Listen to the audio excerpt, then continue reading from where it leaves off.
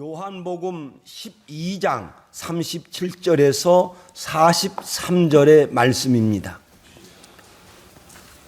우리 앞에 참고하시고 우리 다 같이 읽도록 하겠습니다. 자, 읽겠습니다. 이렇게 많은 표적을 그들 앞에서 행하였으나 그를 믿지 아니하니 이는 선지자 이사야의 말씀을 이루려 하심이라. 이르되 주여 우리에게 들은 바를 누가 믿었으며 주의 팔이 누구에게 나타났나이까 하였더라. 그들이 능히 믿지 못한 것은 이 때문이니 곧 이사야가 다시 일렀으되 그들의 눈을 멀게 하시고 그들의 마음을 완고하게 하셨으니 이는 그들로 하여금 눈으로 보고 마음으로 깨닫고 늘어져 내게 고침을 받지 못하게 하려 함이심이라 하였음이더라. 이사야가 이렇게 말한 것은 주의 영광을 보고 주를 것이라. 그러나 관리 중에도 그를 믿는 자가 많되 바리새인들 때문에 드러나게 말하지 못하니 이는 출교를 당할까 두려워함이라. 그들은 사람의 영광을 하나님의 영광보다 더 사랑하였더라. 아멘. 세례 요한이 요단강가에 섰을 때 예수님께서 세례 요한에게 가십니다. 그러니까 세례 요한이 예수님께서 자기에게 오는 예수님을 보면서 예수께서 자에게 나오심을 보고 이르되 보라 세상 죄를 지고 가는 어린 양이로다. 이렇게 외쳐요. 그냥 외쳐요. 예수께서 자기에게 나오심을 보고 자기에게 가까이 오심을 보고 이르되 보라 세상 죄를 지고 가는 어린 양이로다. 이렇게 외치면서 사람들을 이제 봅니다. 사람들을 보면서 내가 전에 말하기를 이렇게 이야기를 해요. 그러니까 세례 요한이 전에 과거에 사람들에게 어떤 말을 가르쳤어요. 어떤 말을 가르쳤는데 그게 뭐냐면 내가 전에 말하기를 내 뒤에 오시는 사람이 있는데 내 뒤에 오시는 사람이 있는데 뭐라고 이야기하냐고 하면 그가 나보다 먼저 계십니다. 엄청난 말씀을 하고 있어요. 국어 성경으로는 먼저 계시다 이렇게 번역할 수밖에 없어요. 그런데 저 헬라어 단어는 저 단어가 먼저 계시다라고 하는 이 단어가 가장 먼저 만들다 가장 먼저 낳다 하는 그러한 뜻이에요. 그런 뜻인데 그러니까 먼저 계시다 하는 저 말씀은 모든 창조물보다 가장 최초로 지음을 받았다 이런 표현이에요.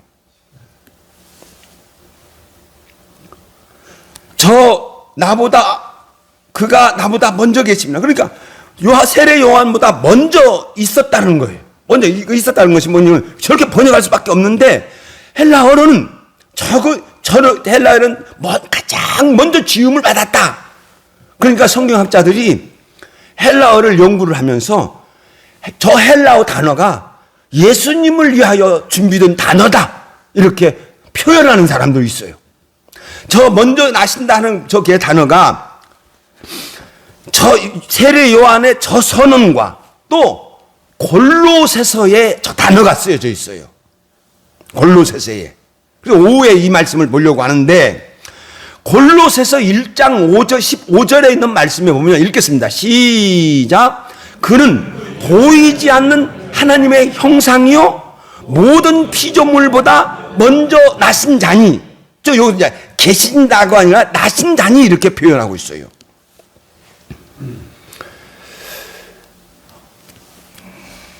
삼위 하나님께서 천지 창조를 하실 때 전지하신 하나님께서 앞으로 되어질 모든 일들을 아시고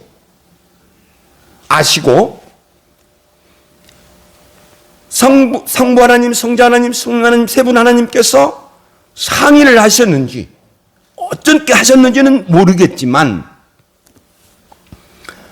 성자 하나님을 신령한 몸으로 만드셔요. 저는 그렇게 생각해요. 창조 전에 성부 하나님께서 성자 하나님을 신령한 몸, 그 신령한 몸이라고 하는 것은 예수님께서 부활하신 그 몸이에요. 영으로 계신 하나님은 언제나 영이에요.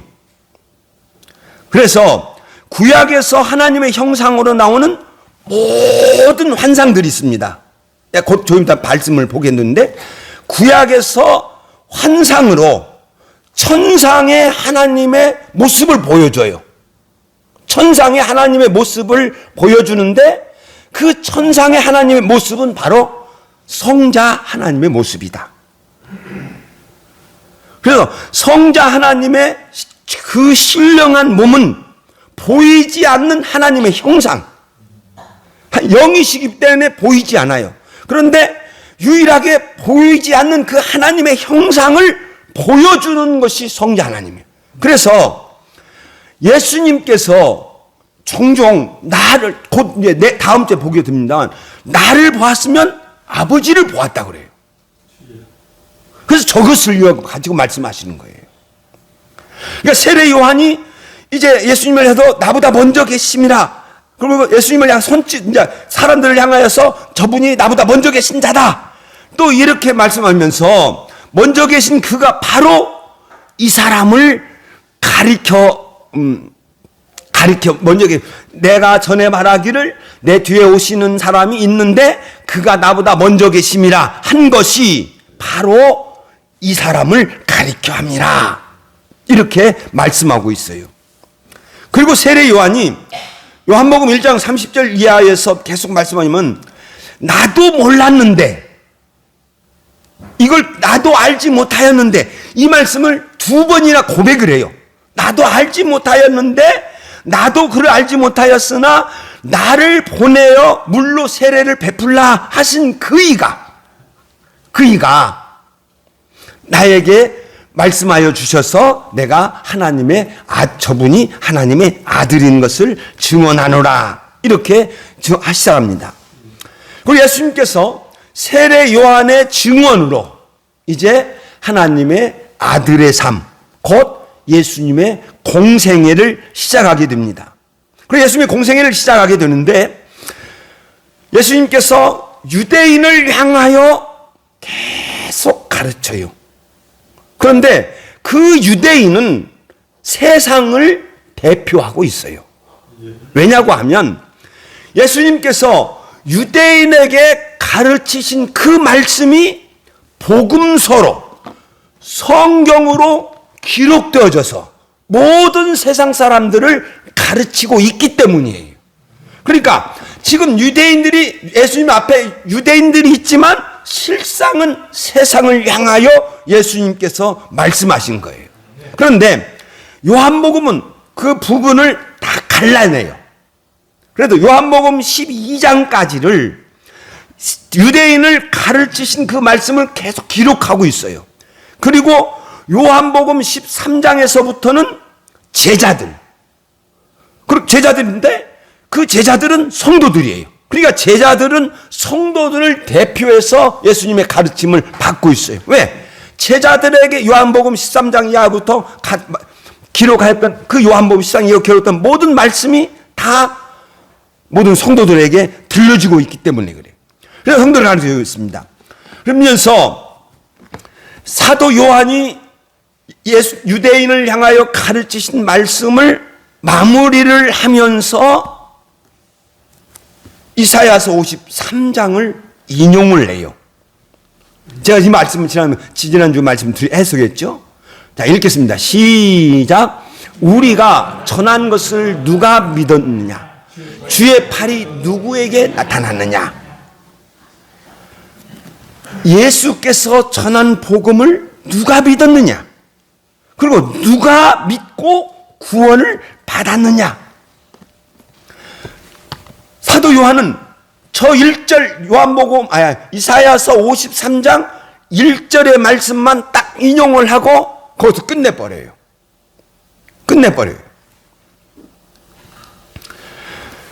그런데 이사야서 53장 1절에서 저렇게 선포되어져 있고 2절에 가면 이제 메시아의 예언이 나옵니다. 메시아의 예언이 나오는데, 자 보세요. 그는 주 앞에서 자라나기를 연한 순 같고, 이렇게 표현해요. 저 자라나기를 연한 순 같고, 저 연한 순은 묘목, 나무를 지칭할 때는 묘목이에요. 그리고 사람을 지칭할 때에는 어머니 품에 있는, 어머니의 젖을 빨고 있는 아이, 갓난아이를 뜻하여. 그러니까 그는 주 앞에서 자라나기를, 주 앞에서, 그러니까 성부 하나님과 성령 하나님 앞에서 메시아가 자라나는 거예요. 그리고 무럭무럭 자라나는 거죠. 젖을 빠는 아이같이 자라나요. 그래서 저 연한 순, 에레미야 선지자도 예언을 했지요. 에레미야 23장 25절 읽겠습니다. 시작. 보라, 때가 이르르니 내가 다윗에게 한 의로운 가지를 일으키리라 그랬어요. 가지예요, 가지. 저게 묘목이에요. 똑같은 단어예요. 그러다가, 그는 주 앞에서 자라나기를 연한 순 같고, 그리고 이사야 선지자가 예언하다가 전혀 다른 표현을 해요. 전혀 다른 표현. 그는 주 앞에서 자라나기를 연한 순 같고, 딱 하면서 뭐라냐면 마른 땅에서 나온 뿌리 같아서. 전혀 달라요. 저도 이 말씀을 지난 주간에서 깨달았어요. 그는 주 앞에서 자라나기를 연한 순 같고 마른 땅에서 나온 뿌리 같아서. 뿌리는 땅 속에 있어야 돼요. 뿌리는 땅 속에 있어요. 그런데 이 뿌리가 땅 밖으로 나왔어요. 땅 밖으로. 그것도 마른 땅에서, 광야에서 가물은 그 땅에서 그 뿌리가 밖으로 나와서 가지를 뺀 거예요. 그러면 메마른 땅에서 나온 그 가지, 삐쩍 마른 가지지요. 그러니까 그는 주 앞에서 자라나기를 연한 순 같고 마른 땅에서 나온 뿌리 같아서, 저 말씀은 메시아를 두 측면에서 보여주고 있는 거예요. 한쪽 측면에서는 주께서 심은 튼실한 가지예요. 그래서 아주 잘 자른 가지죠. 그런데 한쪽에서 보면 메시아는 메마른 땅에서 나온 뿌리 같아. 그러면서 이사야가 저 다른 이야기를 하면서 계속 예언을 하기 뭐라 하냐면 고운 모양도 없고 풍채도 없고, 고운 모양과 저 풍채는 가문이에요. 귀한 가문, 아주 좋고 유명한 가문, 왕의 가문이죠. 왕자죠. 그런데 그게 아니에요. 고운 모양도 없고 풍채도 없고, 저 말씀 뭐냐고 하면 별 볼 일 없고 천한 가문이라는 거예요. 그래서 이사야 선지자가 저렇게 쭉 예언을 하면서 보면서 뭐라냐면, 우리가 보기에 흠모할 만한 아름다운 것이 없도다. 부러워할 것이 하나도 없어요. 사모해야 할 것이 하나도 없어요. 그래서 결국 메시아는 그가 멸시를 받아. 자, 처음부터 읽겠습니다. 시작. 고운 모양도 없고 풍채도 없고 우리가 보기에 흠모할 만한 아름다운 것이 없도다. 그는 멸시를 받아 사람에게 버림을 받았으며, 버림을 받았습니다. 저 메마른 땅에서 나온 뿌리 같고 고운 모양도 없고 풍채도 없고 우리가 흠모할 만한 것이 아무도 없다. 결국 멸시를 받아 사람에게 버림받는다. 저것이 메시아가 하나님의 감동하심과 인도하심을 받지 못한 사람들의 모습이에요. 하나님의 감동을 받지 못한 사람들은 메시아, 곧 예수님을 바라볼 때 관심을 가질 만한 것이 없어요. 관심을 가질 만한 것이 없어요.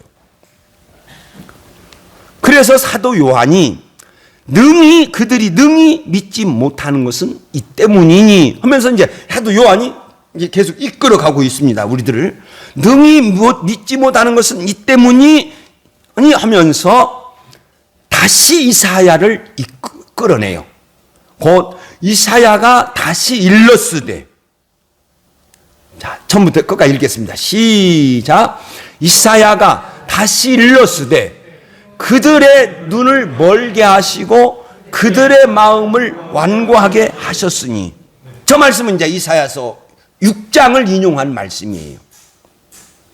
이사야서 6장을 인용한 말씀인데, 하나님께서 버리신 사람들에게서 나타나는 현상들입니다. 사람은 영적인 것을 알 수 없습니다. 차원이 다르기 때문에. 땅에서 사는 것은 1차지요. 1차원적 세계예요. 하늘에 있는 것은 2차원적이에요. 하늘 위에 있는 것은 3차원이에요. 이 세계가 다르기 때문에 알 수 없습니다. 감히 안다고 말하는 그건 거짓이에요. 사람은 영적인 것을 스스로 볼 수도 없고, 사람이 영적인 것을 스스로 들을 수도 없어요. 다만 하나님께서 감동해 주셔야만 들을 수 있고, 하나님께서 인도하여 주셔야만 볼 수 있는 줄로 믿습니다. 그래서 예수님께서 저 말씀을 친히, 마태복음 13장에서는 예수님께서 저 말씀을 친히 인용하시면서, 내가 이렇게 비유로 말하는 것은 저들 듣지 못한다. 비유를 듣지 못한다는 거예요. 그리고 비유를 예수님께서 해석을 해주고요. 비유를 해석을 해주고 나서 뭐라고 말씀하고 있느냐. 마태복음 13장 16절 읽겠습니다. 시작. 너희 눈은 봄으로 너희 귀는 들음으로 복이 있도다. 저 말씀은 뭐냐면, 우리가 들을 수 있었던 것은 성령 하나님이 감동하여 주심이 있기 때문인 줄로 믿습니다. 내가 들을 수 있는 것은 성령 하나님께서 역사하여 주셨기 때문에 그 말씀이 내 귀로 들어와서 믿어질 줄로 믿습니다.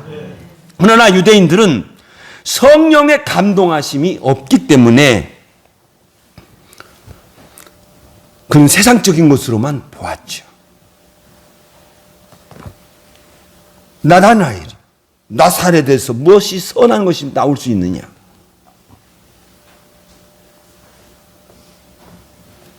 아비가 목수 아니냐?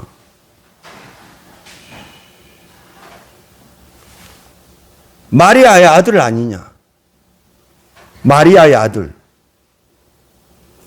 아버지의 아들이에요. 성경에서 한 번도 어머니의 아들이라고 한 표현은 없습니다. 마리아의 아들. 나사렛 사람들이 알고 있는 건 마리아의 아들이에요. 요셉의 아들이 아니에요. 시편 22편을 내가 인용하셔서 말씀 전했죠. 내가 설명해 드렸는데 기억하십니까? 마리아가 천사 가브리엘의 고지를 들었습니다. 네가 잉태하리라. 네가 잉태하리라. 그 고지를 듣고 엘리사벳에게 갔습니다. 엘리사벳에 가서 3개월 동안 거기 있다가 다시 나사렛에 왔어요. 그리고 다시 나사렛에 왔다가 다시 베델로 올라가죠. 그리고 베델에서 예수님을 낳습니다. 그리고 베델에 예수님을 낳는데 요셉과 마리아가 나사렛으로 가지 않으려고 합니다. 하나님께서 환상에 나타나셔서 가라. 나사렛으로 가라 그랬어요. 거기 가서 예수님의 첫 동생들 나사렛에서 낳습니다. 처녀였어요. 나사렛으로 갔을 때 예수를 데리고 가요. 그건 누구 아들이에요?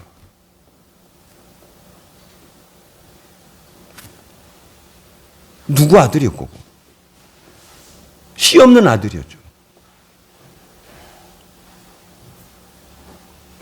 우리 사회에서도 마찬가지지만 유대 사회에서는 더 강합니다.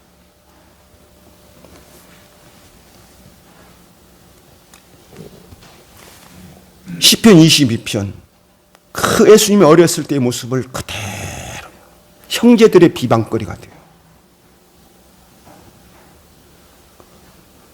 요셉과 마리아가 예수님의 첫 동생들에게 예수님의 탄생에 관한 비밀을 알려주지 않는 한 예수님의 첫 동생들은 예수님을 형제로 영접하지 않아요. 사람들의 비웃음거리예요. 그래서 나사렛에서 배척당하지요.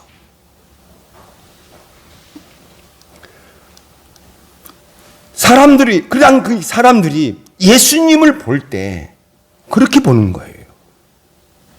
그러니까 흠모할 만한 것이 하나도 없어요. 그리고 사도 요한이 이제 우리들의 시선을 저렇게 딱 해놓고 우리들의 시선을 전혀 다른 곳으로 끌고 가고 있어요. 뭐라고 하냐면, 자, 읽겠습니다. 시작. 이사야가 이렇게 말한 것은 주의 영광을 보고 주를 가리켜 말한 것이라. 예, 누없이 이사야의 말씀을 인용을 딱 하다가 이사야가 이렇게 말한 것은 주의 영광을 보고 주를 가리켜 말한 것이라. 이렇게 증문하고 있습니다. 그러니까 이사야 선지자는 메시아의 고난만 본 것이 아닙니다. 이사야 선지자가 메시아의 고난과 함께 메시아의 영광을 보았다는 거죠. 메시아의 영광. 그럼 이사야 선지자가 본 메시아의 그 영광은 뭐냐? 이사야서 6장에 보면 그 몇 군데 많이 나와요. 영원한 나라 몇 군데 나오는데 이사야서 6장 1절은 직접적 표현이죠. 내가 주께서 높이 들린 보좌에 앉으셨는데, 그러니까 높은 보좌에 앉으신, 그리고 성전에 그 옷자락이 성전에 쫙 갈라지고 천사들이 또한 천사들이 그 주를 찬송하는, 거룩하라 찬송하는 그것을 보는 거예요. 그러니까 그것을 보고 메시아를 예언했다 이렇게 말씀하고 있습니다. 그래서 요한은 또한 우리 둘을 또 이사야를 이끌고 또 다른 곳으로 또 끌고 가요. 사람들에게 보여주고 있습니다. 자, 읽겠습니다. 시작. 관리 중에도 그를 믿는 자가 많되 바리새인 뜰 때문에 드러나게 말하지 못하니. 근데 또 이사야를 얘기를 했다가 다시 유대인을 이야기했다가 이사야를 얘기했다가 다시 이제 관리들이에요. 저 관리는 하급 관리가 아닙니다. 상당히 높은 관직이에요. 우두머리예요. 최소한 어떤 무리를 통치하는, 그리고 결정하는 그 위치에 있는 관리들이에요. 그들이 예수님을 믿었다는 거예요. 이게 아리마대 요셉이나 니고데모 이런 사람들이죠. 그런데 그 사람들이 예수님을 믿었는데 드러나게, 믿음은 시인해야 구원받을 줄로 믿습니다. 마음으로 믿어 의에 이르고 입으로 시인하여 구원받느니라. 마음으로 믿으면 의에 이르러요. 같은 또 뜻이겠습니다만, 마음으로 믿으면 의에 이르고, 로마서 10장 10절. 마음으로 믿어 의에 이르고 입으로 시인하여 구원받느니라. 이 말씀. 입으로 시인해야 해요. 드러내야 돼요. 언젠가는 드러낼 거예요. 저 마음을 믿는 사람들이. 그게 니고데모, 아리마대 요셉이죠. 드러내요. 그런데 많은 사람들이 믿지 못해. 그래서 뭐라고 하냐면 출교를 당할까 두려워함이라. 요한복음 9장에서 출교 이야기가 나와요. 요한복음 9장에서 출교를 이미 결정을 했어요. 바리새인들이. 그러니까 예수님을 믿는 자, 예수님을 따르는 자는 유대교에서 출교를 해요. 유대교에서 출교를 당했다고 하는 것은 뭐냐고 하면 가족교회, 누구도 만날 수 없어요. 가족교회. 그러니까 죽음이에요. 사회에서 완전히 고립되는 거예요.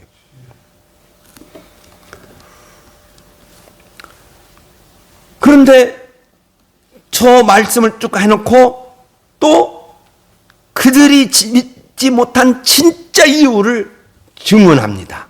이렇게 증언하죠. 읽겠습니다. 시작. 그들은 사람의 영광을 하나님의 영광보다 더 사랑하였더라. 사람은 여러분, 저기 세상 것이죠. 사람은 세상 것을 무시할 수 없습니다. 목사님 저도 세상 살고 있기 때문에 세상 것 무시할 수는 없어요. 그러니까 제가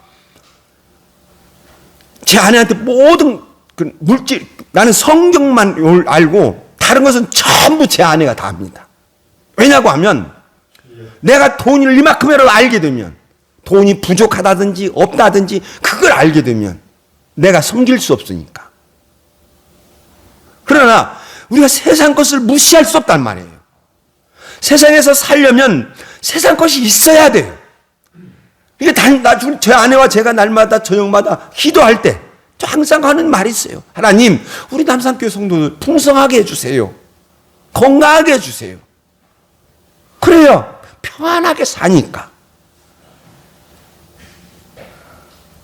그런데 하나님을 믿는 사람도 무시할 수 없습니다. 그러나 세상 것이 최고가 아니다. 세상 것이 최고가 아니다. 시작. 세상 것이 최고가 아니다. 그러나 우리가 세상 것을 무시할 수는 없지만, 그러나 믿음이 더 귀한 줄로 믿습니다. 산 여러분, 세상 사람들은 세상 것이 최고인 줄로 알고 삽니다. 세상 것을 가지기 위해서 수단과 방법을 가리지 않습니다. 거짓말도 막 해요. 심지어는 싸우기도 하지만 심지어는 죽이기도 하잖아요. 아니 사람을 겨우 돈 몇십만 원 가지려고 죽여버려. 여러분, 왜 나라와 나라가 그렇게 싸웁니까? 왜 민족과 민족들이 왜 그렇게 투성이 되도록 싸웁니까? 전쟁들. 너무나 안타까워요. 결국에 가서는 땅이고, 결국에 가서는 돈이에요.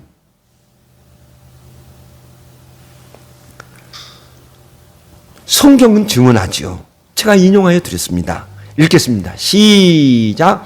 하나님께서 그들을 그 상실한 마음대로 내버려 두사 합당하지 못한 일을 하게 하셨으니.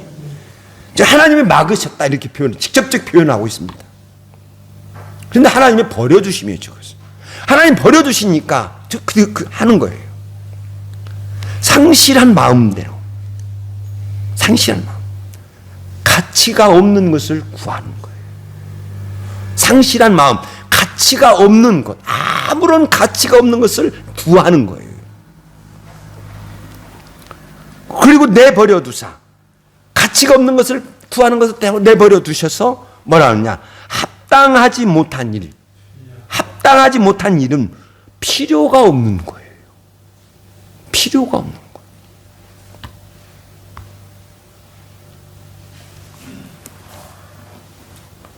우리가 살아가면서 내가 오늘 먹고, 오늘 입고, 오늘 마시고, 그것으로 좋게 해야죠. 그래서 내일 일 염려하지 말라고 했어요. 오늘 사는 것으로 좋게 하는 거예요.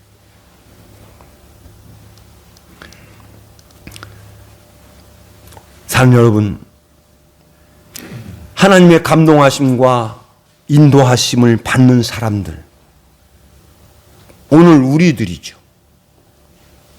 우리들은 가장 아름답게 살 수 있습니다. 가장 고상하게, 그리고 진짜 실속이 있게 참으로 귀한 삶을 살아갑니다. 제가 종종 읽기도 하고 또 종종 묵상하기도 하고 또 종종 인용하기도 하고 한 말씀이 있습니다. 그것은 디모데후서 4장이에요. 바울 사도가 노년에 이르러서 아들과 같이 여기는 디모데에게, 내 아들 디모데야, 이렇게 부를 정도로 사랑하는 디모데에게 고백하기를, 나의 시각이 가까이 왔도다. 떠날 시각, 떠날 자를 지었구나. 나의 떠날 시각이 가까이 왔도다. 죽을 날이 멀지 않았다는 거죠. 바울 사도가 AD 68년도에 죽었으니까, 네로 황제가 죽였으니까, 십자가에서 죽였으니까, 바로 그 죽기 전이에요. 그러니까 우리가 타살로 죽던, 사고로 죽던, 또는 자연적으로 죽던 그 떠날 시간이 있다는 거예요. 죽는 시간이 있어요. 이것을 믿으시기를 예수의 이름으로 축원드립니다. 죽을 날이 멀지 않았음을 느끼면서 바울 사도가 잠잠히 자신의 삶을 고요히 돌아봐요. 그리고 고백하는 것이 디모데후서 4장 7절입니다. 자, 읽겠습니다. 처음부터 시작. 나의 떠날 시각이 가까웠도다. 나는 선한 싸움을 싸우고 나의 달려갈 길을 마치고 믿음을 지켰으니. 나는 믿음을 지켰다. 내가 지켜야 할 것이 많이 있지만 그 중에 중요한 것은 믿음인 줄로 믿습니다. 저는 나의 믿음, 선한 싸움을 싸우고 나의 달려갈 길을 마치고 나의 믿음을 지켰으니, 이렇게 고백하는 그 바울 사도의 그 마지막의 그 모습, 저는 이렇게 생각해요. 바울 사도가 많은 역경이 있어요. 고린도 후서의 12장에 있는 말씀에 보면 엄청난 고난을 당하죠. 매를 40대나 맞고, 곤장 40대는 그 죽습니다. 곤장 40대, 우리도 곤장 있잖아요. 40대면 죽어요. 40대도 맞죠. 그 수많은 역경, 바울의 그 삶에 역경이 많이 있었어요. 많은 고난이 있었어요. 그러나 나는 이렇게 생각해요. 바울 사도는 누구보다도 주의 큰 예수님의 큰 사랑을 받은 줄로 믿습니다. 예수 그리스도의 놀라운 은혜를 받은 줄로 믿습니다. 그것이 그가 아픔을 누릴 정도로, 바울 사도의 모든 아픔을 누릴 정도로 엄청난 사랑과 은혜를 받은 줄로 믿습니다. 그리고 사도 바울은 나의 믿음을 지켰으니 이렇게 고백하면서 마지막 상급을 바라봐요. 마지막 상급을 나는 바라보면서 나는 믿음을 지켰다. 이제후로는 읽겠습니다. 시작. 이제후로는 나를 위하여 의의 면류관이 예비되었으니. 자, 저 말씀을 저는 이렇게 할 때 언젠가 말씀드려요. 예수님의 말씀을 하실 때 그때 그 표정, 바울 사도가 저 고백을 했을 때의 표정을 한번 생각해봐요. 잠잠한 평안함이죠. 이제후로는 나를 위하여 의의 면류관이 예비되었으니, 저렇게 선언하면서 참으로 한없는 그 평안함을 쫙 느끼는 거죠. 사도 요한이 선지자 이사야가 주의 영광을 봤다고 그랬어요. 주의 영광을 봤습니다. 므낫세 왕이 살아있는 사람을 톱으로 잘라 죽여요. 톱으로 머리를 잘랐는지, 가양 머리부터 이렇게 쫙 갈랐는지 모르겠지만 톱으로 잘라 죽여요. 톱으로 잘림 받았을 때 주의 영광을 본 자는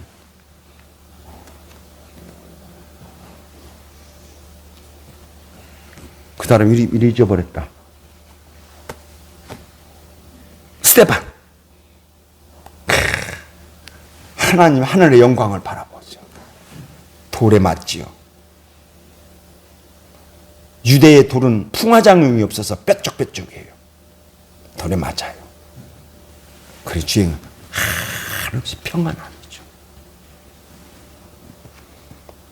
그러면서 바울 사도가 이렇게 내게만 아니요. 읽겠습니다. 시작. 내게만 아니라 주의 나타나심을 사모하는 모든 자에게니라. 우리가 하나님의 택하심을 받고 우리가 하나님의 인도하심을 받으면서 오늘 우리가 살아가고 있습니다. 여러분들이 힘든 것도 있고 어려운 것도 있죠. 그러나 그런 가운데서 우리 성도들에게는 언제나 우리 주 예수 그리스도의 은혜가 우리 성도들에게 있는 줄로 믿습니다. 우리 주 예수 그리스도의 사랑이 우리 성도들에게 있는 줄로 믿습니다. 그러므로 주의 영광을 바라보며 평안한 마음으로 살아가는 저와 여러분이 되시기를 예수님의 이름으로 축원드립니다. 기도하겠습니다.